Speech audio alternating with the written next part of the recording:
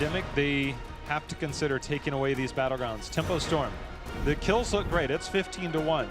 But they did not win that game through team fights. They gave themselves a monster lead in every way except team fights.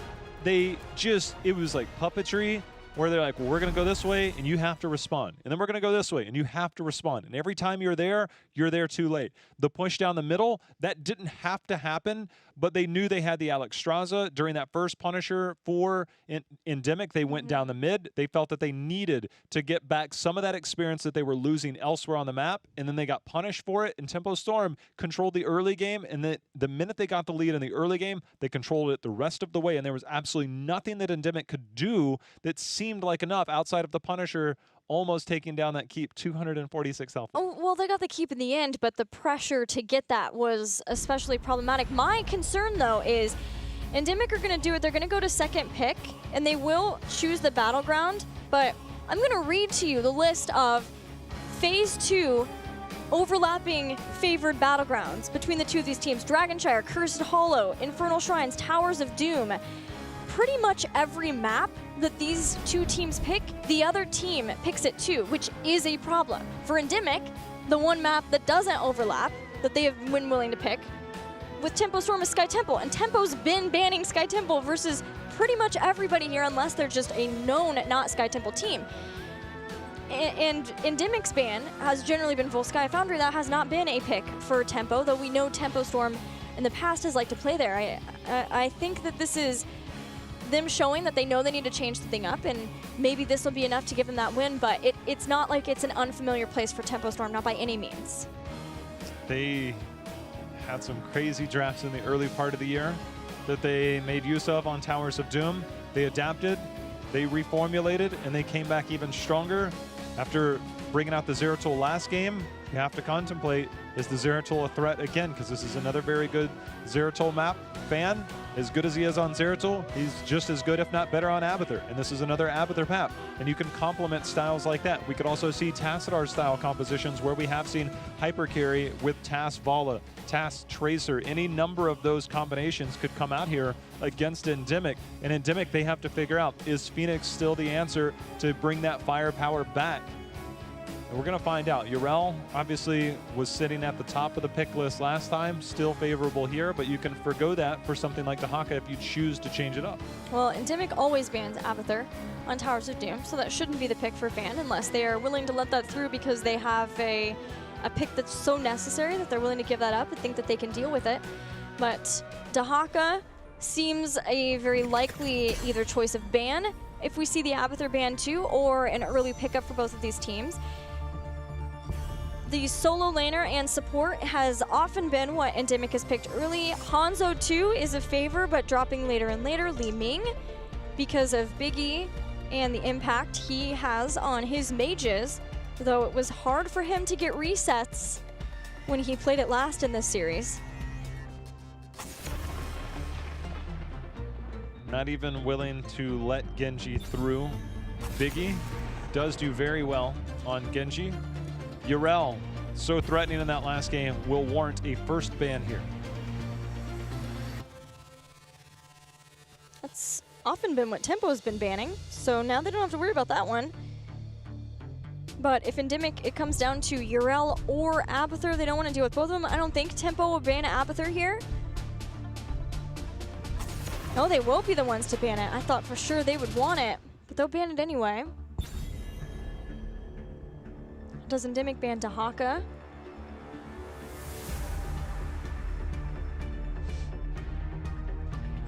This is tense to think about. We saw the Diablo ban previously. It's a good Tracer map. We just haven't had very much Tracer at all. Sergeant Hammer, which means that Tracer, Diablo, Muradin, Phoenix, Raynor, all power picks will be available in the early part of this draft.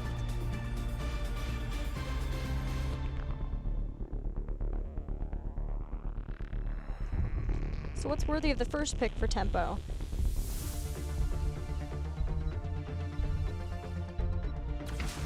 Phoenix. He's up there. He is sky high He destroyed last game. It was so good. The problem now is if you're endemic, are you willing to play a Diablo? If not, you can expect a Diablo will be coming out from Cattle. Diablo's not your only problem. Thrall too. Thrall in the that's the thing for Tempo Storm is they will be willing to commit to a Thrall early enough in the draft. So Raynor Blaze.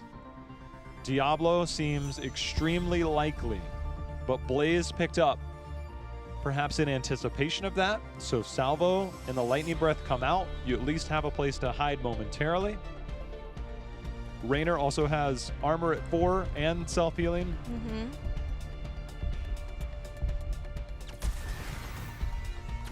Dahaka Diablo.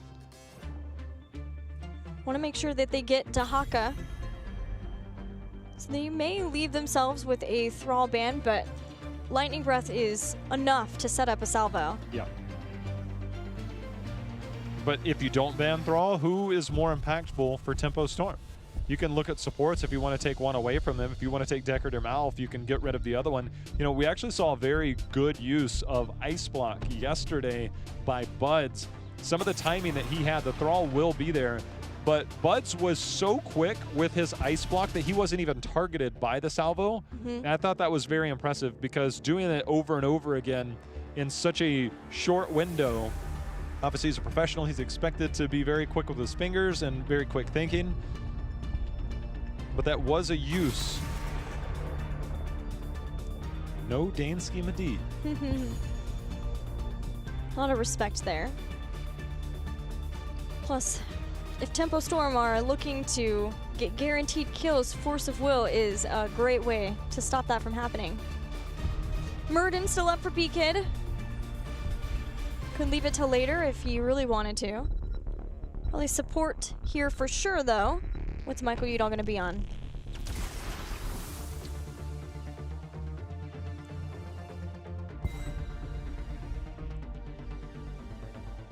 Johanna and Malfurion.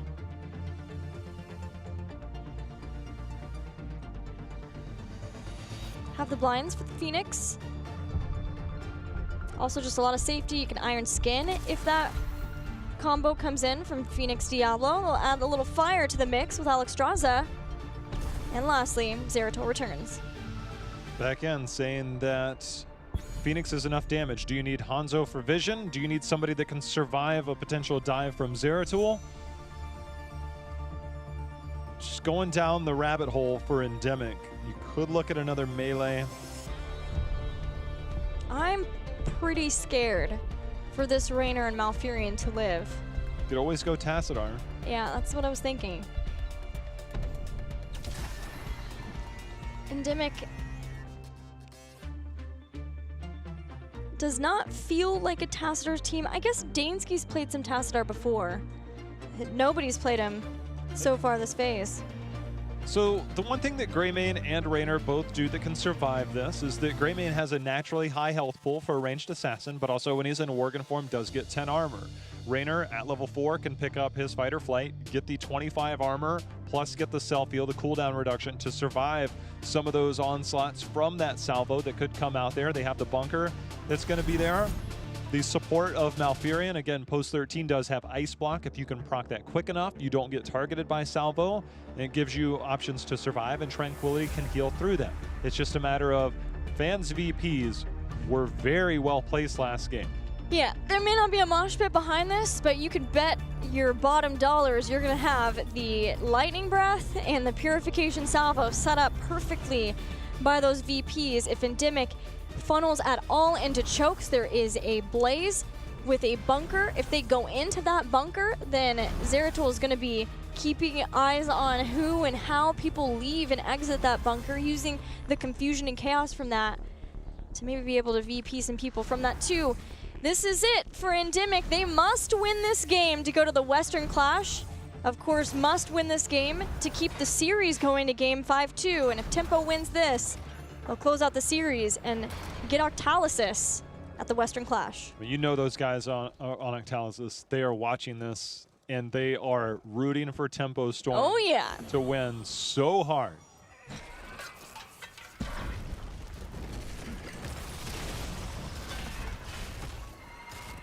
I mean, this feels like we're at the end. Just the implications. ENDEMIC, this roster that has come together, they've looked strong, but they are facing Tempo Storm, who still, despite their defeat against Heroes Hearth, is still one of the best teams in the Western Division, not just in North America. I think everybody respects them. And anytime people start to question that, that's when Tempo Storm fires back even stronger. As we've seen in this series, they lost the first game, but ever since then, some incredible shot calling, incredible plays from this 5-man roster. If you are ENDEMIC, between a Jim Raynor and a Greymane and a Johanna, your early game threat and kill potential is very much there. Diablo is not stacked. Phoenix puts out a decent amount of damage. Zeratul, however, does not. Alex Straza, unless she wants to use Dragon Queen very early. There are some ways to play into this. Dragon Queen does, you have to wait to use it though.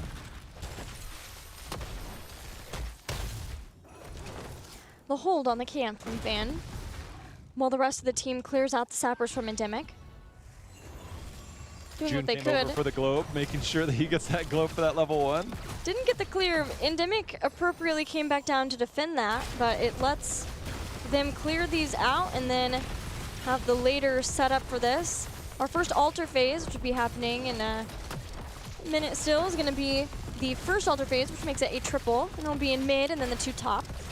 And having the global of Dahaka does give Tempo Storm slight advantage there. Even having a pseudo-global with Zeratul off the minimap might be something that they can use and take advantage of in the form of harassment or concern, maybe trying to get a pick on someone like Kira in that top lane.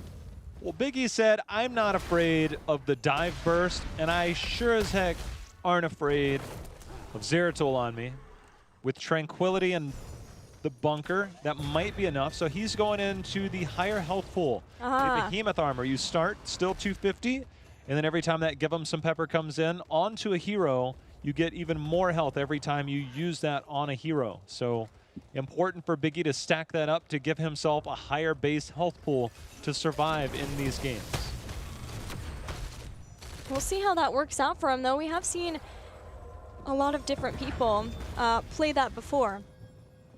No, it seems like the general trend is to have fight or flight with the armor. Not only armor, but the cooldown reduction that you get from your Adrenaline Rush 2. The trade out is not there. Stock. They get 1 interrupt and the stock down to force a 5 versus 4 in favor of Tempo, and they have ENDEMIC split. That will be Tempo Storm taking the early lead. Was that Dragon Queen I saw out there as well? The Dragon Queen stock down. They had stalled out Blaze. There was no way for ENDEMIC. The best case scenario was just leaving and not dying there because so much was used by Tempo Storm to get that. But Tempo Storm do get it, which gives them a 4 core health advantage. Nothing to sneeze at, but every little bit counts. Continuing their pressure on the camps. Blaze is in trouble mid. He's going to get flipped back over. There's a stun. Beakid comes in with the blind. The heal, is it enough? Van trying to get there, and there is the long-range auto from Ven confirming the kill. Tempo Storm. There's 1. That's 1 incremental increase. There's going to be another soon. That actually forced the rotation of Malfurion to the top lane just to try and soak up missed XP. Kira's got to be careful when he's looking at those rotations because that's something that Tempo Storm can keep up at all points in this game. Between the slows of Ven, giving crucial time for extra damage, and Zeratul sharking around looking for those kills, Kira has to be careful. They're going to look for this again. Kira only gets 1 jet propulsion, so he has to make it count. Uses it over to the side, trying to get to the other side of this. Look at these body blocks. They're incredible by Tempo Storm. That's insane. That is pressure getting to you. So for a lot of people, you said pseudo-global with Zeratul. Just because you don't see him doesn't mean he's not there. He can be everywhere and he can be nowhere. And speaking of being somewhere, Glaurung comes in with the Brush Stalker, 2 members just now coming back from the base. That is another channel for Tempo Storm. Increment number 2 as the lead stretches to about 3/4 of a lead. There's one altar left, and ENDEMIC really wants to get this because they are set behind. They will be dealing with talent tier advantages unless they can do something, make a big move to catch this game back up in experience. But Tempo Storm just play this safely. They have a lot of people who can stall. They're gonna slam into a wall. It's gonna stop him from being able to get the overpower out, but this is not over yet. Dragon hits, Nature's Cure keeps Big Impact alive, but with the Dragon Queen and a knockback, Tempo Storm and just delaying this out. If they can, Fan goes back up to Soap. They're looking for their 10 if they can. ENDEMIC makes one last push to try to get a kill before that 10 hits. Can they do it? This damage that Vin's doing from the side, bringing down both Big Impact and Johanna, and finally, ENDEMIC concedes the point, chased all the way down. That level 1 talent was the only reason Malfurion got. You could just see like the breeze trails because he's going so fast. That will be at level 13 in 2 weeks. But because of that long skirmish, Blaze never found his way back to the top. He could not soak. They tried to get their experience back through team fighting. They did not get 10, so now more control lost in this game as it's 36-24.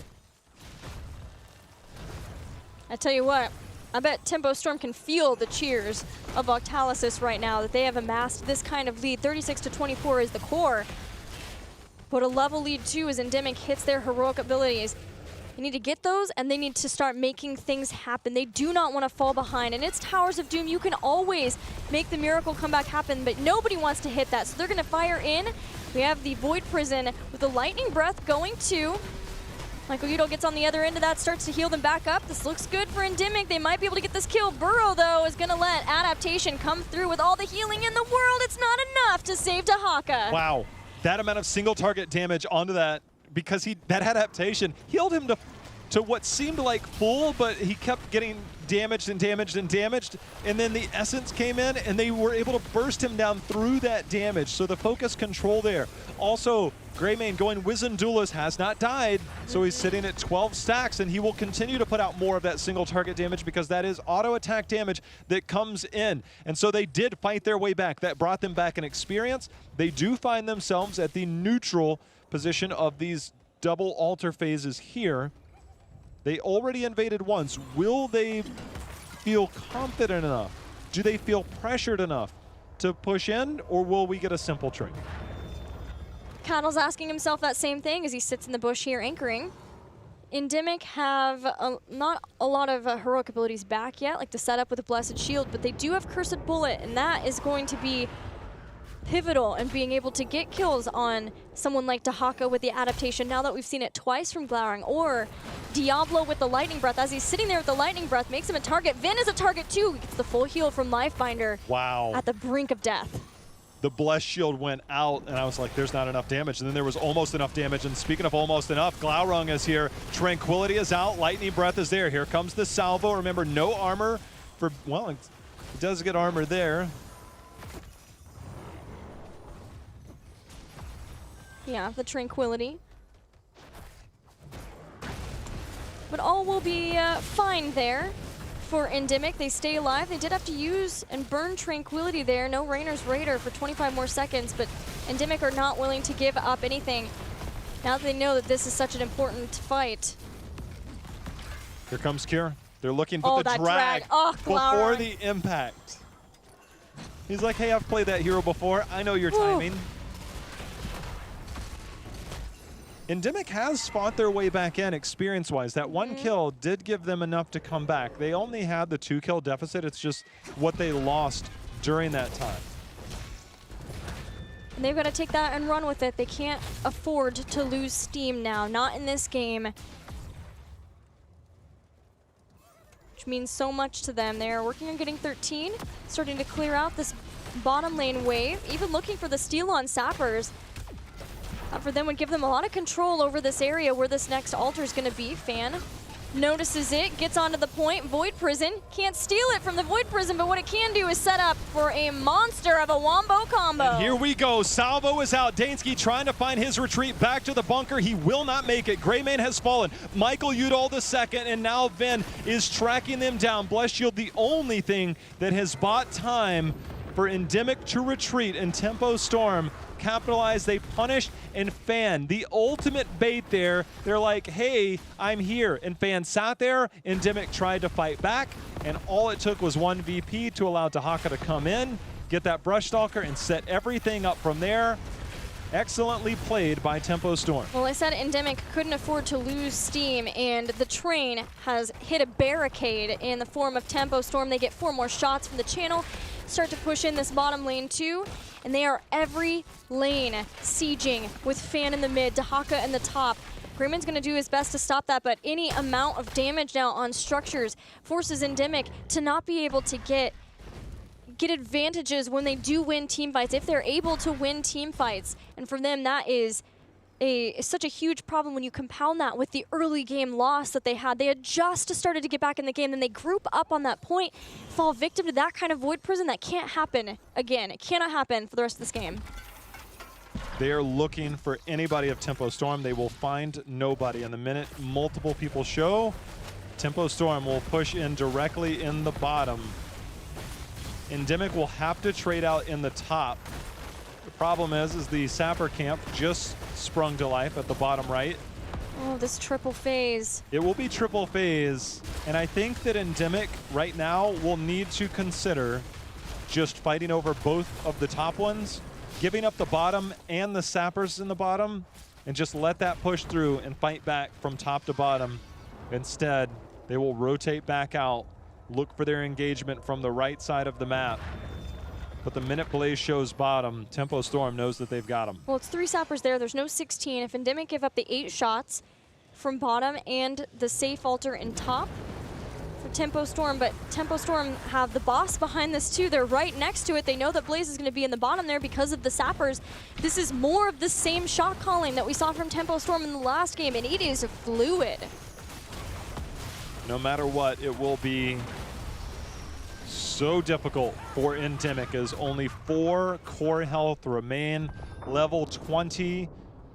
If it comes to level 20, you have a Dragon Queen, you have a Lightning Breath, you have so much zoning potential.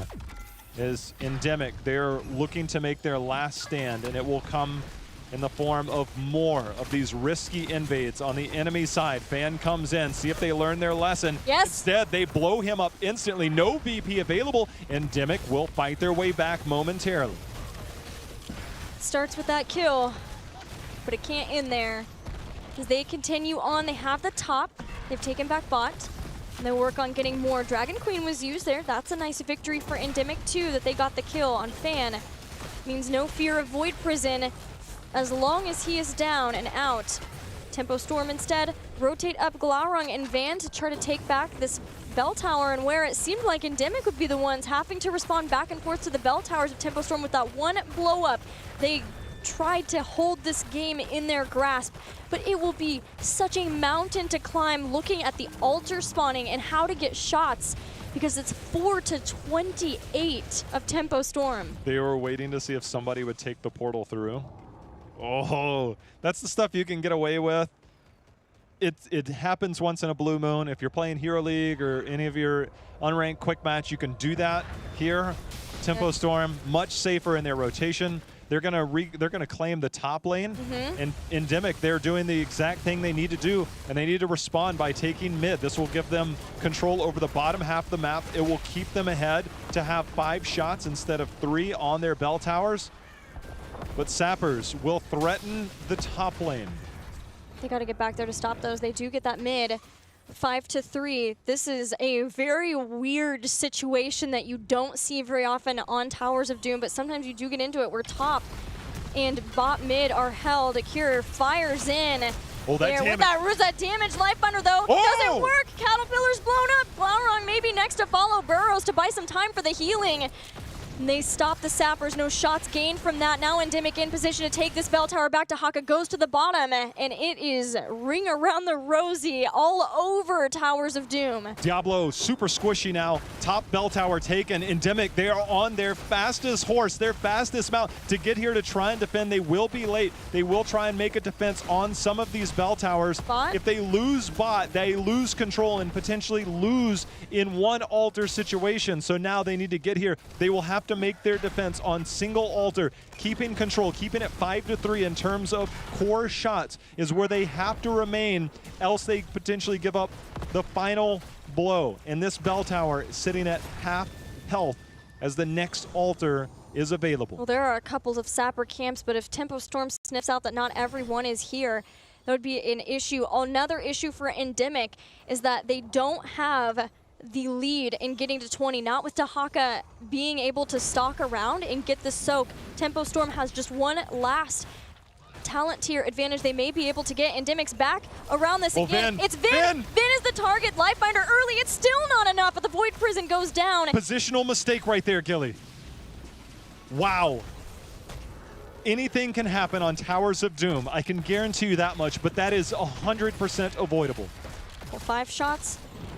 We'll go to the core of Tempo Storm, and it gets closer and closer, reducing that lead now 4-18. It is still huge. Tempo Storm still keeping up the shot calling, puts Glowering in the top, working on that bell tower bottom lane.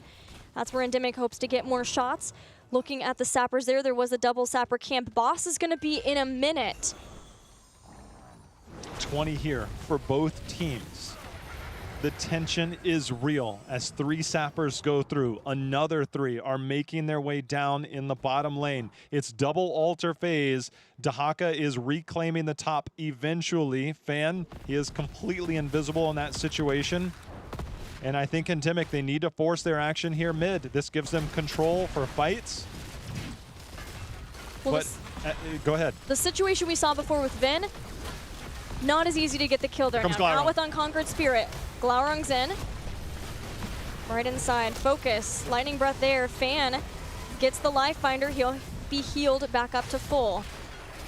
Bunker Tranquility both used for ENDEMIC. These are crucial talents at being able to keep them alive. That brought Dahaka in early off of that top bell tower. That has not been reclaimed, so it's still 5-3, and Tempo cannot win off of a single altar at where we're at now. Cure, he's getting flipped in. They do have Cure already used, no bunker. Here comes the salvo. Is it going to be enough to take down Cure? It is. Oh, this is going to be the kill shot when this releases. Oh, it absolutely will be. Look at the setup from all of this. Dragon Queen, Ice Block, doesn't matter. 3 kills for Tempo Storm with that setup of the Void Prison.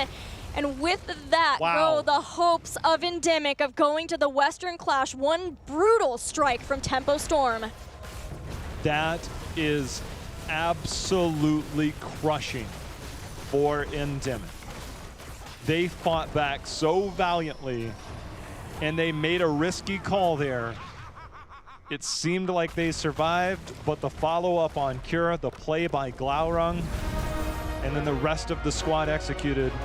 And for those of you that are in the Octalysis corner, you are a very happy fan and team right now because you will be going to the Western Clash with this Tempo Storm victory. Crushing for ENDEMIC, and like I said before, not making it. I think they will go back and look at that week 1, losing to Simplicity as more so what was the nail in the coffin. Though had many chances here in this series to try to get that second win. They got the victory over Octalysis, but that 1 weekend too where they played versus Team Freedom and Octalysis was hard. Octalysis though, they were also in this situation because they lost to Tempo Storm and they lost to Heroes Hearth, and then they ended up losing to ENDEMIC themselves. So it came down to it's not a good feeling to put your life in the hands of another team, but so it was, and so it worked out for them. Congratulations to the teams that have qualified for the Western Clash. It'll be August 10th through 12th, live from the Blizzard Arena. We still have tickets on sale, and this is going to be quite a lineup between these EU and NA teams. If it wasn't for that Liquid Method series, I would have had a clear-cut number 1 and 2 with Dignitas Method, but Team Liquid has put in their name into that top tier. and justifiably so. I've been very impressed with that team coming from Europe. Hello, and Heroes Hearth. And then we look on this side of the pond where North America, for the first time in league play outside of BlizzCon, when it comes to the clashes, we'll have home field advantage. Heroes Hearth looks very good to try to contest that. We know that this time they're aiming for the top. Tempo Storm, the only thing that concerns me is consistency. When you look at their series, they're drafting versus Heroes Hearth, and then you look at this series versus Endemic, there is a lot of different things happening for Tempo Storm, but they're going to have time to shore that up. They are a hard-working team. I think Tempo Storm could come in and look to try to bring that same kind of Tempo Storm strength that we know and love from them. Well, the one thing that the Tempo Storm name and brand does when you've been at the top for so long is that there were some other EU players that were hypothesizing whether we would get the likes of Dignitas to come over and boot camp here in America, potentially other European teams. And when you are the prestige of Tempo Storm, it also elicits you a few more scrim partners that might be at the top. So you get tougher scrim partners. You get to learn more about where your meta stands, about where their meta stands. We'll see if that plays out. I don't have any information on what teams are coming over, but it is likely we do see teams go and boot camp in the respective countries so they can get used, jet lag, get their bodies used to those in that environment, and then also find scrim partners as well. So it is a give and take there. So for Tempo Storm, they'll have 2 weeks, about a week and a half, 2 weeks to figure out where their meta lies and what they can bring to the Western Clash to hopefully get to that top spot, because they fought top 4 at Midseason Brawl. We'll see what they can bring at Western. Well, and Freedom and Octalysis are two teams that both went to the Western Clash before. For Octalysis, it's a different lineup, and a lineup that I think they feel a lot more confident in, albeit they're still figuring out maybe some things in their drafting, but surely have the flexibility necessary to be able to try to counter draft whatever their opponents bring. And for Freedom, this is very important to them that they were able to make it back to this Western Clash, because there was so much hype and excitement around this roster from the European teams too that they went over and scrimmed against. And so to be able to come back in and have another chance to show exactly why that hype was there for them, that's huge. And then you can't forget the leftovers. The leftovers. DAB, I want to meet you, my friend, if you are listening. The guy is a tracer beast. I rarely see people at that level. He seems to be killing it. They still have some things that they're going to work through. They made it through today with a sub. Shout out to Sonic LeBeast. Apparently, he's the magic formula if you need a sub. But Leftovers made it, and this will be their first chance. And oddly, Fnatic is not going to be there. They fall into similar territory. Dignitas kind of had this similar issue last year where they didn't make it to one of them, but they ended up in BlizzCon anyways. Yeah, and that means that Fnatic can do the same. That's how our playoff system works. But for now, we're going to talk to Fan, who gets their last win of Part 1. Congratulations, Fan. You guys win it pretty convincingly 3-1 with some amazing shot calling. Did you guys get your Wheaties today or what? Yeah, I don't know. I guess whenever for us as a team, whenever it's like go time for a tournament, I feel like we get a lot more hyped, a lot more involved. We're all veterans. We've been playing forever. So yeah, whenever it's like tournament time, we usually tend to show up. Well, how has it been for you guys coming in after your loss versus Heroes Hearth? And then how important was it that you guys ended on a win here before the Western Clash? Definitely very important. You know, we're still looking for BlizzCon, and every match matters. Don't want to fall like 2 matches behind Heroes Hearth. You know, if we fall 2 matches behind them, basically we're in step ladder no matter what. Here, at least we can maybe catch up to them if they falter in the second phase. But yeah, it feels really good. I mean, we've been going through a lot of changes, and there's like a lot of confusion between, like Dane was saying, like some of the Sway drafts versus like Cattle and I have this new dynamic now too, because I'm playing Psalm's role. Yeah. And I'm a lot more aggressive than Cattle is, so we're not used to each other's styles. So yeah, we've been going through a lot of changes and stuff. It's been quite alright, but we're working on smoothing everything out and getting back to where we used to be. Well, you guys will be going to the Western Clash with a slightly new roster.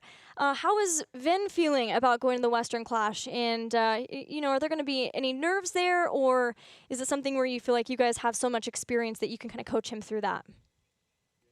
I think it'll be pretty good for the Vin's first land.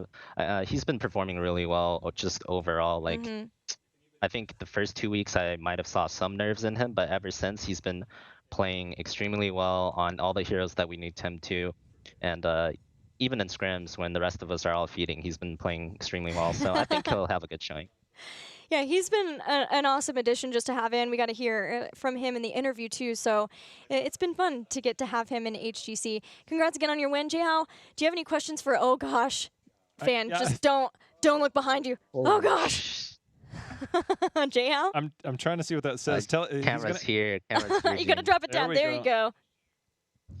So I think you guys showed an infographic a few weeks ago that made June really sad. Oh, remember that no. infographic, Jihao? This Wait, I said something about it? It was the support. Oh, you had an infographic. The support yeah, the stats. Support healing per minute or something. Oh no! Just so you guys all know, he's not even top 5. We don't even know if he's 6. He could be 8th for all we know. Oh, what? Sometimes you gotta make do with who you got on your team, right? What is he? Not just on his head, but what is he wearing? Like the banana. The interview. No, what is the shirt that he's wearing? Like it just. Oh, I don't know. it just throws it all together. I did have a question because I know Vin, I believe he was at Dorm, but I found out recently when I talked to him, he is in the SoCal area. Have you all had a chance to even meet Vin yet? I mean, a lot of us have met Vin like before he joined the team, but since he's been on the team, not really. We've been pretty busy with just trying to catch up and like, you know, not suck. So I haven't met him in real life yet, but I mean, it's about to change soon, obviously. Yeah, very quickly. You said the aggression coming out from you. A hero that we saw twice today is Zeratul, a known aggressive hero, and you, one of the best that we've ever seen. Is that more your call? Is that Soy's call? How does Zeratul start to work his way into your rotation? Yeah, I mean, right now we don't have it figured out all that well. We're gonna talk a lot more about it, but usually I just play whatever Soy thinks is best. But if I really don't think it's good, then I start arguing, and then it's kind of that, you know, work in progress kind of thing. But yeah, that's basically what it is. We all obviously have a couple of weeks to figure it out. We heard from some other teams there might be some European teams coming to boot camp here. Is there any team in particular that you would look forward to practice with if they do show up that maybe you can figure those things out over the next few weeks? Yeah, I mean, all the European teams are really good to scrim against, especially Dignitas. Like, we were pretty weak going into midseason brawl too, but until we scrimmed Dig a lot in our boot camp, and I think it made us a lot stronger. So I think scrimming all the U teams is going to be really beneficial, especially because I kind of feel like for this Western Clash, unfortunately, like every international before this one, I felt like NA was getting stronger and stronger. I actually think NA is going to be weaker this Western Clash than the previous international. So I think just scrimming any EU team will help a lot. Even Heroes Hearth at this point, you don't think will be able to stand up to the top? I mean, they might. I'm just talking about you know, general? NA as a whole. Yeah, like I don't think we'll have as good of a representation as we did at midseason, for example. Even though you only have about an hour drive and not a 12-hour flight. Yeah, I think I think NA regressed a little bit in terms of skill level, just personally from what I've seen. But yeah, anything can happen. Still have a few weeks to make it work. Yeah, I respect your opinion. You've been on both sides of this. You've been at the desk. You've been on that side. You've been at the top before. So I'm going to take your word for it. I will agree to disagree, though, because I think North America will have a very good showing from the top side with you and Heroes Hearth. I look forward to you guys working things out over the next few weeks and making a run for that top spot. And congrats on the win today. Thanks. Appreciate that. Yeah, come on, we need you guys to win not only for some NA pride at an NA event, but we got to have that extra spot for BlizzCon, am I right? We'll try our best, for sure. We'll try our best. It's just been a rough week. We went like 5 and 50 in scrims this week, so my confidence is a little low right now. But yeah, give me a few weeks. We'll definitely bring the fight to them still. All right. Well, that's what I like to hear. Congratulations again on your win. Congrats on going to the Western Clash. Look forward to seeing you there. And if you've got any shout-outs, now's the time. Yeah, shout-outs to Tempo Storm and our wonderful sponsors, Red Bull, NVIDIA, Twitch, and Overwolf, as well as Reynat's new game, Play the Bazaar. Shout-outs to my teammates. You know, we always manage to pull together and get the win in tournament. Shout-outs to Twitch chat for supporting us and cheering for us, even though we had a pretty bad showing last week against Heroes Hearth. And yeah, shout out to you guys for casting all these awesome matches. Well, thank you very much. Congrats again, fan. Thanks. I know the Zeratul. It's a Korean player drafting for the team. Of course. Why didn't I think of that? Let me ask real quick. Give me like half a second here. Okay, we'll give you just, I don't know about half a second. Can you do like a quarter? Oh, okay, he's off. Hey, fan just wanted to hang out with us for longer, and who wouldn't with these two cool cats, am I right? The lack of agreeance over on that side of the desk is not what I was hoping for my co-caster. I mean, I probably wouldn't be like two cool cats. I mean, that kind of takes away from the cool element when you start to describe it that way. Well, guys, yeah. this is a really sad way. Two cool cats right here To end the day. But you hear it from me. It doesn't sound as cool. You know what? You're always cool in my heart, J-How. Thanks for a fun part. Don't call me cool. Call me a cool cat. All right, you're quite the cool cat. You know, we're gonna have some more cool cats at the Western Clash. That's gonna be an awesome event at the Blizzard Arena. It'll be August 10th through 12th. The weekend after that, August 17th through 19th. I didn't get to talk about that too much, but that's gonna be the Eastern Clash. There's a lot of Heroes of the Storm to look forward to, but that's it for us at part 1 of Phase 2. We'll be back with more Heroes soon. Until then, we'll see you. Hold on. In the Here we go. Nexus. No. It's supposed to be into a high five. Ah!